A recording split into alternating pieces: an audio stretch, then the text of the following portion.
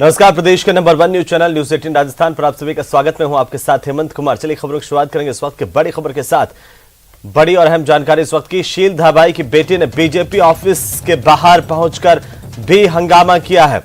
कुछ लोगों के साथ पार्टी ऑफिस पहुंची और यहां पर बीजेपी के खिलाफ नारेबाजी करने लगी। इसी दौरान बीजेपी नेता पंकज जोशी से उलझती हुई नजर आई है। ये तस्वीरें सामने आई और सबसे पहले ये तस्वीरें हम आपको दिखा दें। न्यूज 18 राजस्थान पर सबसे पहले सबसे तेज।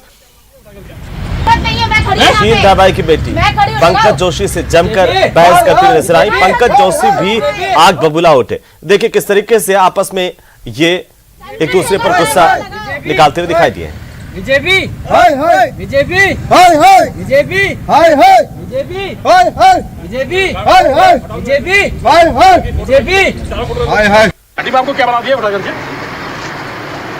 तो शील धाबाई की बेटी भड़की है। शील धाबाई को कैंडिडेट नहीं बनाने पर उनकी बेटी भड़की है। बेटी ने कहा, मम्मी आप जाओ नामांकन भरो। बीजेपी पर गुस्सा फूटा है। शील धाबाई की बेटी का गुस्सा बीजेपी पर फूटता हुआ दिखाई दिया है। शील धाबाई की आंखों में भी आंसू थे। एक बार फिर से आप सुनिए किस तरीके से गुस्सा फूटा। पिछली बार की तरह फिर बेस को बना रहे हैं आप जाओ, क्यों इनकी बातों में आ रही हो? क्यों हर बार की तरह समझ नहीं आता आपको इनका? तो भारतीय जनता पार्टी ने रश्मि सैनी को अपना कैंडिडेट बनाया। आधिकारिक तौर पर शील धाबाई ग्रेटर निगम की कार्यवाहक मेयर हैं और धाबाई को कैंडिडेट नहीं बनाने पर उनकी बेटी गुस्सा हो गई, भड़की, अपनी पार्टी के खिलाफ नारेबाजी करवाई। अब तो बिल्कुल सरेआम हो रहा है, इनको शर्म नहीं आ रही। मम्मी मैं नहीं बर्दाश्त कर सकती। बहुत हो आप, शर्म आनी चाहिए इन लोगों को। जाओ प्लीज जाओ, इस बार मत रुको मम्मी, इस बार मत रुको। नहीं आप जाओगी, हमेशा आपके साथ यही करेंगे। हर बार कितने साल से करते आ रहे आपके साथ। जाओ मम्मी जाओ, आप जाओ, आप जाओ मम्मी। आपको फिर बेवकूफ बना रहे हैं, अपनी बातों में ले रहे हैं। मम्मी आपको अपनी बातों में ले रहे हैं, आपको समझ क्यों नहीं आ रहा? तो भारतीय जनता पार्टी ने कार्यवाहक मेयर शील धाबाई को अपना अधिकृत कैंडिडेट नहीं बनाया, जिससे उनकी आंखों में आंसू आ गए, भावुक हो उठी और उनकी बेटी ने कहा मम्मी जाओ। लेकिन शील धाबाई को कमरे में बंद कर दिया गया, उन्हें बाहर नहीं निकलने दिया गया। बीजेपी ने रश्मि सैनी को यहां पर उनकी जगह पर कैंडिडेट बनाया है, जो विद्याधर नगर के वार्ड संख्या 12 से आती है। और वजह इसके पीछे की बताई जा रही है कि सबसे ज्यादा भारतीय जनता पार्टी के जो पार्षद हैं वो विद्याधर नगर के इलाके से आते हैं, यानी कि कुल 40 पार्षद, उनमें से 25 जो है वो भारतीय जनता पार्टी के पार्षद यहां पर जीत करके आए। और यही वजह है शायद कि यहां पर भारतीय जनता पार्टी ने इस बार रश्मि सैनी पर दांव चला है। आखिरकार ये दांव कितना कारगर होगा, लेकिन उससे पहले इन आंसुओं को देखिए, इस भावुकता को देखिए जो जयपुर की राजनीति में इस वक्त गरमाई हुई है। ग्रेटर निगम की कार्यवाहक मेयर हैं शील धाबाई। ये तस्वीरें बहुत कुछ कहती हैं। ये तस्वीरें न्यूज 18 राजस्थान पर सबसे पहले आप देख पा रहे हैं। दो बार ऐसा मौका है शील धाबाई को महापौर की दौर से। तो आखिरकार जयपुर में गुलाबी नगरी जयपुर के महापौर को लेकर के, ग्रेटर नगर निगम के महापौर को लेकर के घमासान मचा हुआ। बीजेपी कांग्रेस दोनों के भीतर से ही सवाल हैं और साथ ही साथ एक दूसरे पर सेंधमारी बाड़ाबंदी का दौर भी चल रहा है। इसी बीच जयपुर की फिजाओं में ग्रेटर निगम महापौर के चुनाव को लेकर के किस तरह की सियासी सरगर्मियां हैं, जानने के लिए सीधे हम आपको ले चलते हैं राजधानी जयपुर। सौरभ गृहस्थी हमारे सहयोगी यहां से हमारे साथ सीधे जुड़े हुए हैं। सौरभ, ग्राउंड रिपोर्ट अभी की क्या है?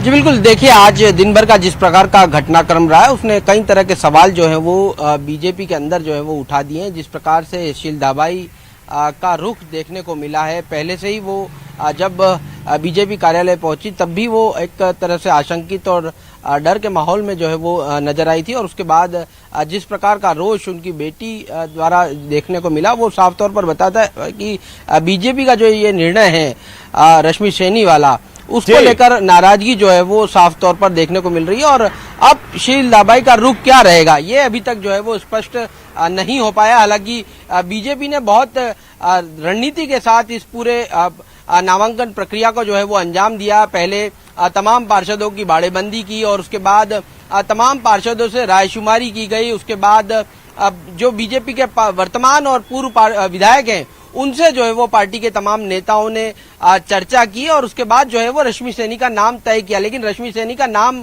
सभी को चौंकाने वाला है, क्योंकि जिस प्रकार से पहले सुप्रीत बंसल का नाम ऐसा बताया जा रहा है कि लगभग तय हो गया था और आखिरी वक्त में जाकर रश्मि सैनी को जो है वो उनके नाम पे मोहर जो है वो लगी है। इसके पीछे बीजेपी के जो नेता हैं वो ये बताते हैं कि सैनी समाज जो एक सैनी वोट बैंक को साधने की कोशिश जो है वो बीजेपी द्वारा की गई है। लेकिन क्या ये जो साधने की कोशिश है बीजेपी पर उल्टी तो नहीं पड़ जाएगी? क्योंकि जिस प्रकार की लेकिन आप सौरभ ये बताइए कि आखिरकार सुप्रीत के नाम को फाइनल करीब माना जा रहा था, इन वक्त पर नाम बदला गया। इसके पीछे की आखिर बीजेपी की रणनीति क्या है? किस आधार पर यहाँ पर जो है रश्मि सैनी पर दांव बीजेपी ने चला है?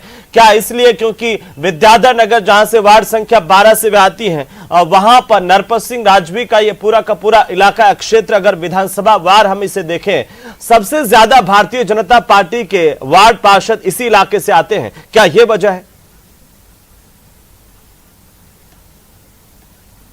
जी बिल्कुल, विद्याधर नगर जो है वो बीजेपी का गढ़ कहा जा सकता है। हमेशा से बीजेपी वहां से जीतती आई है, चाहे बात पार्षदों की हो या विधायकों की बात हो, हमेशा विद्याधर नगर से जो है वो बीजेपी जीतती आई है। लेकिन रश्मि सैनी जो है वो उनके पति के बारे में बताया जाता है कि वो पार्टी के समर्पित कार्यकर्ता रहे हैं और लगातार वो काम करते रहे हैं। इसके अलावा जो दूसरे जो 4 दावेदार थे, चाहे बात शील धाबाई हो या सुप्रीत बंसल हो, वो अलग अलग खेमों में जो है वो बटे हुए थे और पार्टी ये नहीं चाहती थी कि ये मैसेज जाए कि जो है वो सुप्रीत बंसल का नाम किसी और कारण से जो है वो फाइनल किया गया है, दूसरे नाम जो है वो किसी और कारण से फाइनल किए गए। इस लिहाज से फर्स्ट टाइमर रश्मि सैनी के नाम पर जो है वो सहमति जो है वो बनती हुई नजर आई। लेकिन चुनौतियां क्या है यहाँ पर? इस सीट पर आप देखिए सीधे हेमा सिंघानिया और रश्मि सैनी के बीच में सीधी टक्कर होगी ग्रेटर पर।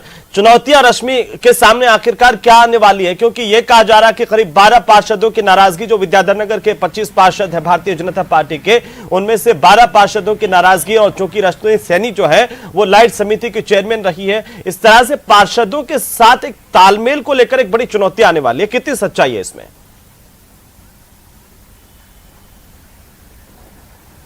जी बिल्कुल, देखिए कई तरह की बातें जो है वो सामने आ रही हैं। रश्मि सैनी पर ऐसे भी आरोप है कि कांग्रेस द्वारा कुछ आरोप भी उन पर पूर्व में लगाए गए थे। लेकिन जिस प्रकार की रणनीति बीजेपी द्वारा तय की गई है, बीजेपी ये सोच रही, क्योंकि देखिए अब बीजेपी के किसी भी नाराज जो है वो प्रत्याशी ने नामांकन नहीं भरा, चारों दावेदार थे, उन्हें दोपहर 3 बजे तक जो है वो कमरे में ही बंद रखा गया। तो अब बीजेपी अंदर खाने पार्षद किसको वोट देंगे नहीं देंगे, क्योंकि ये 10 नवंबर तक बाड़ेबंदी जो है वो चलेगी और इस दौरान इन्हें मनाने की कोशिश की जाएगी, सभी को साधने की कोशिश की जाएगी और ऐसा नाम जो है वो सामने रखा गया ताकि कोई भी उस पर जो है वो ऑब्जेक्शन न कर पाए।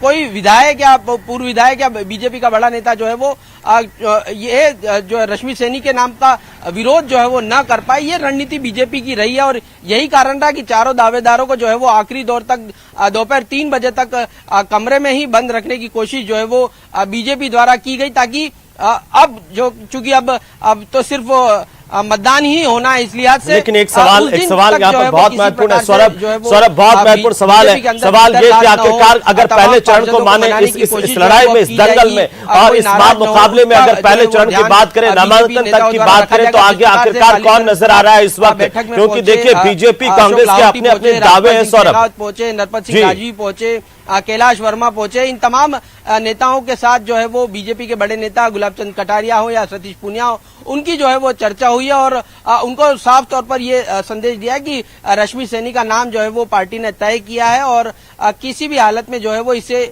जिताना है। देखिए बीजेपी इस लिहाज से अभी डर नहीं रही, क्योंकि बीजेपी के पास बहुमत है और बहुमत है इस लिहाज से, और 10 नवंबर तक का समय है, ऐसे में कोई नाराजगी भी होगी तो उसे बिल्कुल बिल्कुल सौरभ, और यहाँ पर जो संख्या बल, जो आंकड़े जिनकी बात हम कर रहे थे, गुलाबी नगरी के ग्रेटर नगर निगम में महापौर को लेकर के किस तरह से सियासी घमासान अब तेज होता हुआ नजर आ रहा है। और ये सिर्फ एक खेमे की बात नहीं है, कांग्रेस बीजेपी दोनों के भीतर सवाल ही सवाल है। और इन तस्वीरों को देखिए, ये भारतीय जनता पार्टी के खेमे की तस्वीरें हैं कार्यवाहक मेयर शील धाबाई जद्दोजहद करती हुई बाहर आने की, बेटी कहती हुई कि मम्मी आप निकलो, बाहर निकलो, जाओ अपना फॉर्म भरो, हर बार ऐसा होता है आपके साथ। ये आवाजें सुनिए एक बार फिर से, ये गुलाबी नगरी की सियासी आवाजें हैं जो इस वक्त चर्चाओं में। जाओ, क्यों इनकी बातों में आ रही हो?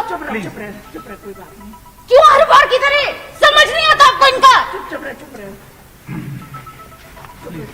क्यों चुप रहे? तो सीधा मुकाबला यहां पर अगर हम देखें ग्रेटर निगम मेयर को लेकर के, तो रश्मि सैनी और हेमा सिंघानिया जो कि कांग्रेस की प्रत्याशी अधिकृत तौर पर घोषित की गई हैं, इनके बीच में है। लेकिन अब कांग्रेस को शायद उम्मीद है क्रॉस वोटिंग की, और इसी वजह से कांग्रेस लगातार इस फाइट को जो है अपने बीच में मुकाबला बताती हुई। लेकिन अगर हम संख्या बल को देखें तो संख्या बल सीधे तौर पर भारतीय जनता पार्टी के पक्ष में है।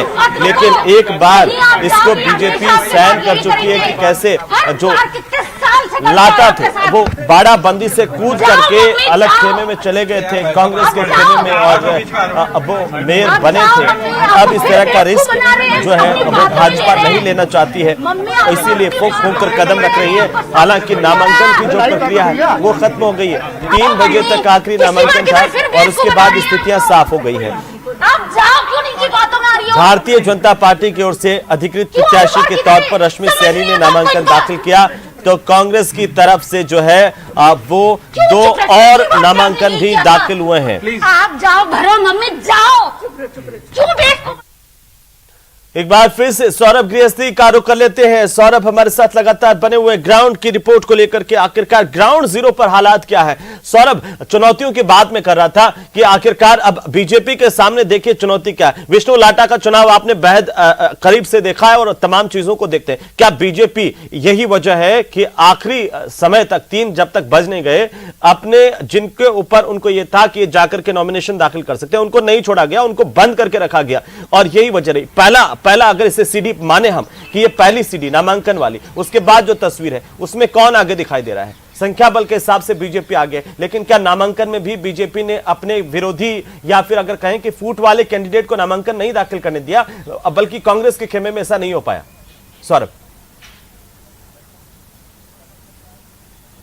जी बिल्कुल यही सब कुछ हुआ है। पहले तमाम पार्षदों से रायशुमारी की गई और उनके जो राय थी वो जानी गई पार्टी के द्वारा, और फिर जो है वो नामांकन प्रक्रिया जो है वो शुरू हुई। लेकिन आपको विष्णु लाटा वाला पूरा प्रकरण मालूम होगा कि किस प्रकार से आखिरी वक्त में विष्णु लाटा जो है वो नामांकन कराया और फिर किस प्रकार की फजीयत जो है वो बीजेपी की हुई थी। लेकिन बाड़ाबंदी में भी कूद करके पीछे की दीवार से चले गए थे, और मुझे याद है वाले मामले में मुझे याद है सौरभ कि उनके पैर में भी चोट आ गई थी कूदने की वजह से, लेकिन भाजपा बचा नहीं पाई, उनको पकड़ नहीं पाई थी।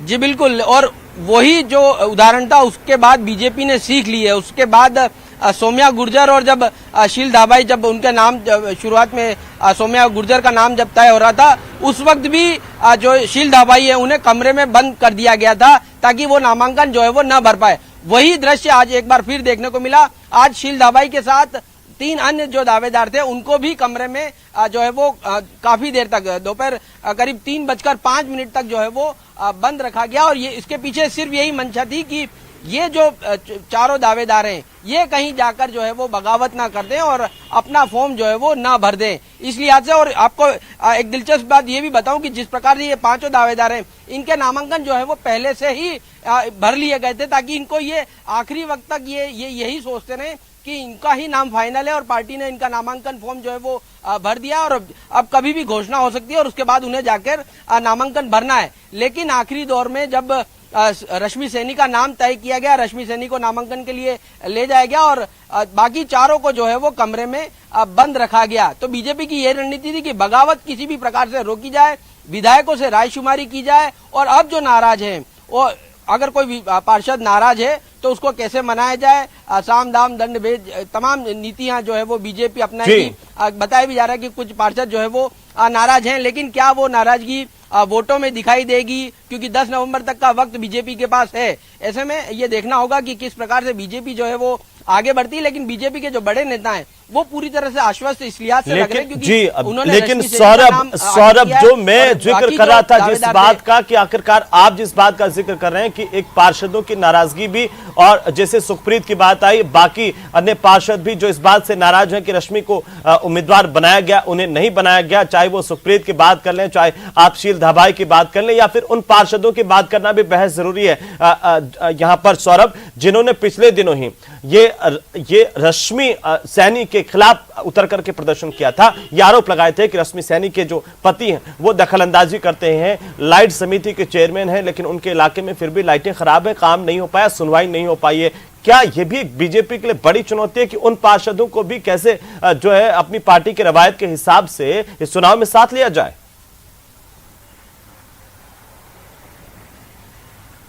जी बिल्कुल, लेकिन इसके लिए बीजेपी के पास वक्त है, 6 दिन का वक्त है, क्योंकि 10 नवंबर को जो है वो मतदान होना, तो उससे पहले जो है वो तमाम पार्षदों को मना लिया जाएगा। ऐसे बीजेपी के बड़े नेताओं का ये दावा है कि अब चूंकि नामांकन किसी बगावत जो किसी नेता ने जो है वो नहीं भरा है, इस लिहाज से अब जो स्थिति जो है वो स्पष्ट है कि रश्मि सैनी ही जो है वो एकमात्र बीजेपी की तौर पर उम्मीदवार हैं, और चूंकि दूसरे किसी ने भरा नहीं है, इस लिहाज से किसी भी पार्षद को दूसरे खेमे में जाने का डर जो है वो नहीं रहेगा, या कह सकते हैं कि वो भीतरघात करने की स्थिति में जो है वो नहीं रहेगा। अगर कोई नाराजगी होगी तो आखिरी दौर तक जो है वो उन्हें मनाया जाएगा, क्योंकि बीजेपी जिस प्रकार से उनके पास संख्या बल है, बहुमत है, तो बीजेपी को ज्यादा मुश्किलें जो है वो नहीं आएगी। और इस प्रकार की भी बात आ रही कि कांग्रेस भी ज्यादा इस पर फोकस नहीं कर रही, क्योंकि देखिए विष्णु लाटा वाला प्रकरण तब हुआ था जब विष्णु लाटा जो है वो खुद जो है उन्होंने बगावत कर दी थी। इस बार बीजेपी से अभी तक, क्योंकि जिस प्रकार का घटनाक्रम देखने को मिला शील धाबाई की बेटी द्वारा,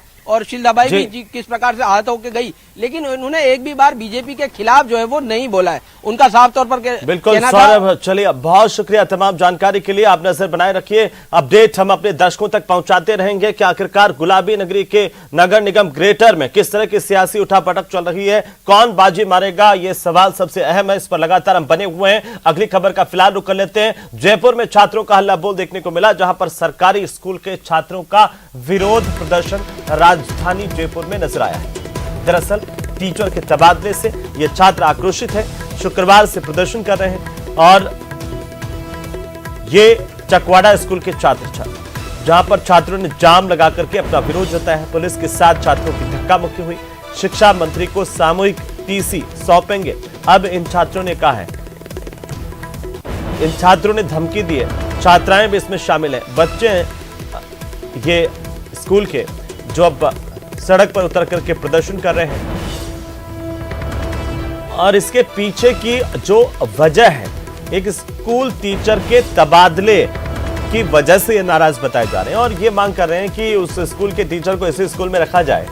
बहरहाल शिक्षा विभाग लगातार ये कहता रहा कि ट्रांसफर एक नियमित प्रक्रिया है विभाग की, इसमें किसी को भी कहीं पर भी लगाया जा सकता है, लेकिन हालिया दिनों में इस तरह से जो स्कूल के बच्चे हैं उनके प्रदर्शन की घटनाएं जरूर लगातार सामने आ रही हैं, और इसी तरह की चकवाड़ा की तस्वीरें आई है, जहां पर चकवाड़ा में छात्र छात्राओं ने प्रदर्शन किया है। ज्यादा जानकारी के साथ सहयोगी लवली हमारे साथ जुड़ चुके हैं। लवली, चकवाड़ा के ये जो सरकारी स्कूल के छात्र छात्राएं हैं, ये क्यों आखिर प्रदर्शन कर रहे हैं, और अभी क्या जानकारी है इसे लेकर आपके पास?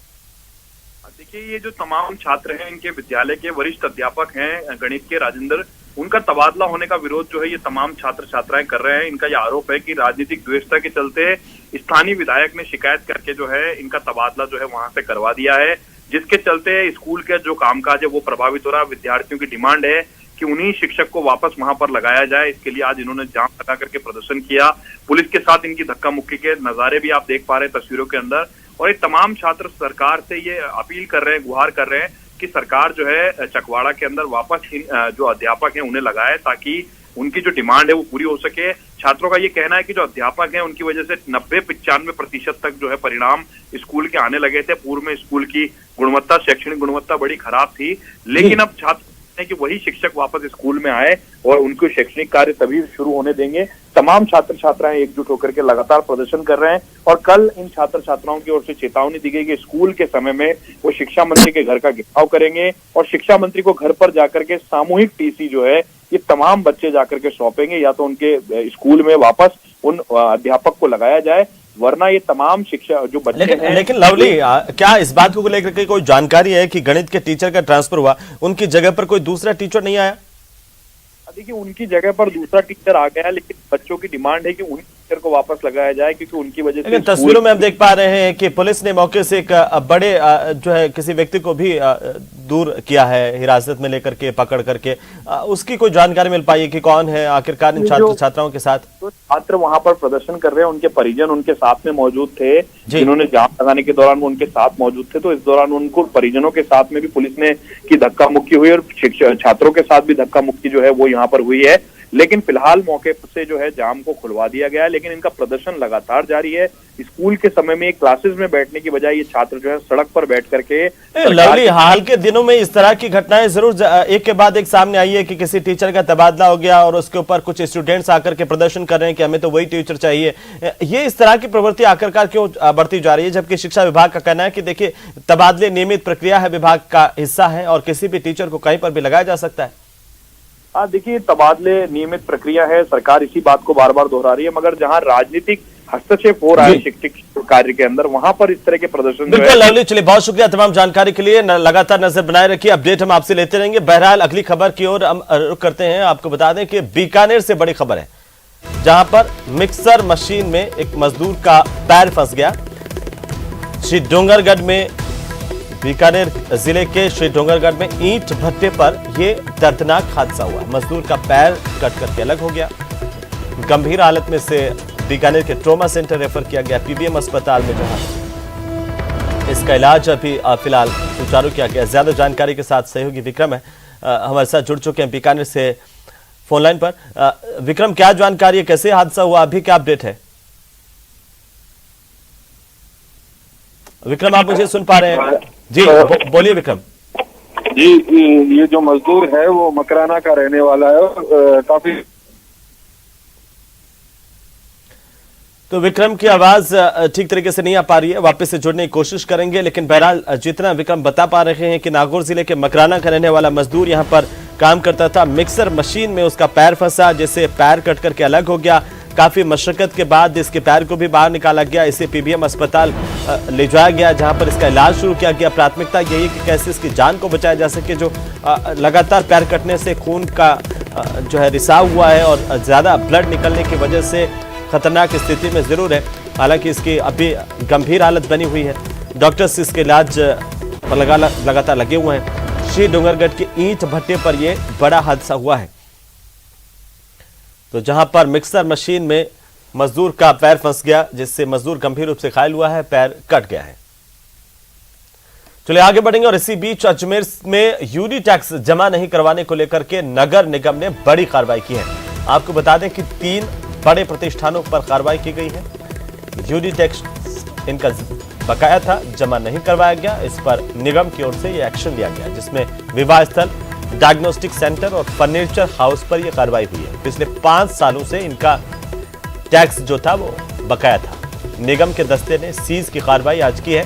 तीनों प्रतिष्ठानों की ओर से मौके पर नकद टैक्स जमा करवा दिया गया। 4 लाख से ऊपर का टैक्स था, पिछले 5 साल से जमा नहीं करवा रहे थे। निगम की ओर से नोटिस पर नोटिस दिए जा रहा निगम, लेकिन ध्यान नहीं दे रहे थे। अब जब निगम ने कार्रवाई की है तो इन तीनों ने मौके पर ही टैक्स जमा करवाया, और इसके बाद अब इनके प्रतिष्ठानों पर से सील की कार्रवाई वापस हटा ली गई, खोल दिए गए हैं, जिसमें एक विवाह स्थल है, एक डायग्नोस्टिक सेंटर है और एक फर्नीचर हाउस है।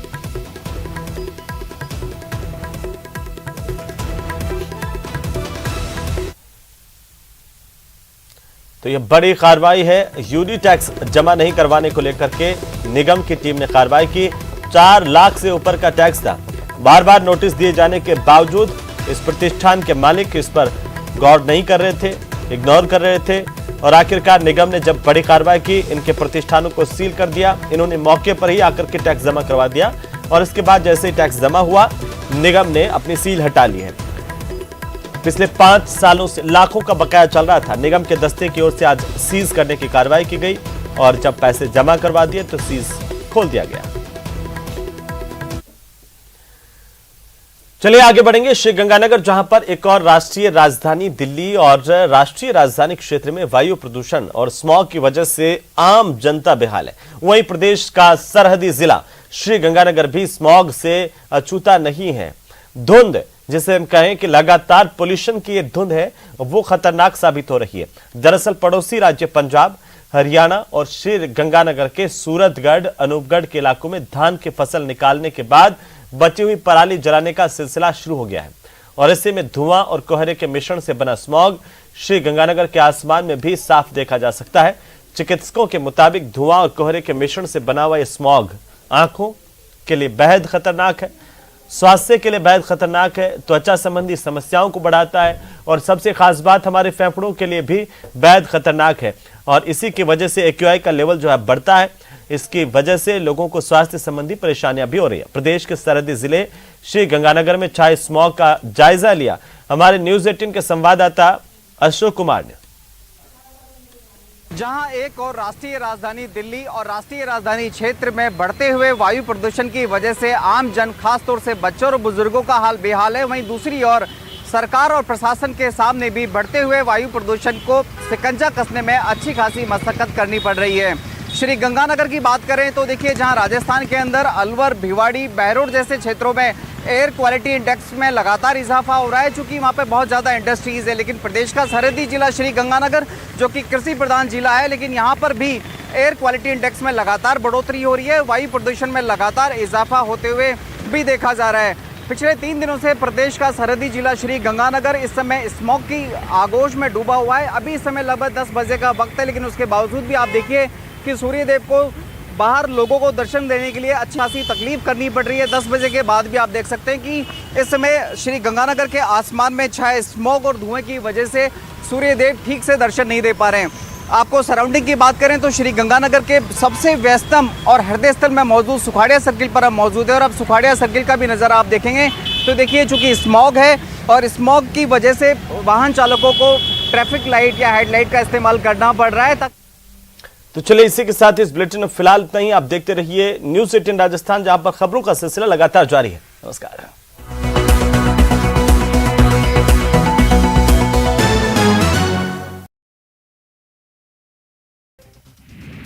पाकिस्तान के पूर्व